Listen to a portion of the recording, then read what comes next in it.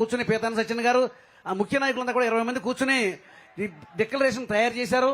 ఈ డిక్లరేషన్ ద్వారా బీసీలకు మంచి ఉజ్వలమైన భవిష్యత్తు ఉంటుందని, తెలుగుదేశం పార్టీకి అండగా నిలబడి రాబోయే ఎన్నికల్లో జగన్మోహన్ రెడ్డిని ఓడించి జనసేన తెలుగుదేశం పార్టీని అధికారంలో తీసుకురావాలని కోరుతూ మీ అందరి దగ్గర సెలవు తీసుకుంటాను. ధన్యవాదాలు. కొనకళ్ళ నారాయణరావు గారికి ధన్యవాదాలు తెలియజేస్తూ ఇప్పుడు పోతిన మహేష్ గారు జనసేన నాయకులు వారిని మాట్లాడవలసిందిగా కోరుతా ఉన్నాను.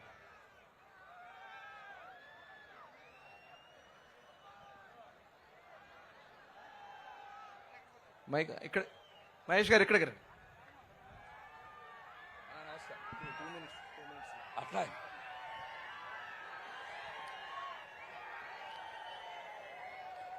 ఈ రోజున జై హో బీసీ సభకి అధ్యక్షత వహిస్తున్నటువంటి కొల్లు రవీందర్ గారికి, అదేవిధంగా ఈ కార్యక్రమానికి ముఖ్య అతిథులుగా ఇచ్చేస్తున్నటువంటి తెలుగుదేశం పార్టీ జాతీయ అధ్యక్షులు చంద్రబాబు నాయుడు గారికి, జనసేన పార్టీ అధ్యక్షులు గౌరవనీయులు శ్రీ పవన్ కళ్యాణ్ గారికి, వేదిక మీద ఉన్నటువంటి పెద్దలందరికీ కూడా మరి నా హృదయపూర్వక నమస్కారాలు, ధన్యవాదాలు తెలియజేస్తా.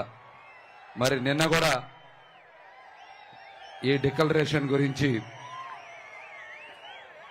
యనమల రామకృష్ణుడు గారి ఆధ్వర్యంలో అచ్చెన్నాయుడు గారు, శ్రీనివాస్ యాదవ్ గారు, చెల్లపల్లి శ్రీనివాస్ గారు, తెలుగుదేశం పార్టీ నాయకులందరూ కూడా సమావేశం నిర్వహించి అనేక అంశాలని ఏ విధంగా బీసీ డిక్లరేషన్లో పొందుపరచాలి, బీసీల అభివృద్ధి, ఆత్మగౌరవం, రాజ్యాధికారాన్ని ఏ విధంగా తీసుకురావాలనేటువంటి అంశాల మీద నిన్న తెలుగుదేశం జనసేన పార్టీ నాయకులు కూడా చర్చించడం జరిగింది.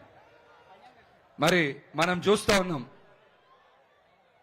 అనేక సందర్భాల్లో జగన్మోహన్ రెడ్డి గారు పదే పదే ఒకటే పదం వాడుతూ ఉన్నాడు, నా బీసీ అని మాట్లాడుతూ ఉన్నారు. మనం అడగాలి, అసలు నువ్వు ఎవరో నా బీసీ అనడానికే బీసీలందరూ కూడా ఉన్నది తెలుగుదేశం జనసేన పార్టీతో అని చెప్పాలి. ఎవరు కూడా బీసీలు ఎవరు కూడా వైసీపీ పార్టీతో కానీ జగన్మోహన్ రెడ్డి గారితో కానీ లేరు. బీసీలు ఉన్నది తెలుగుదేశం పార్టీతో.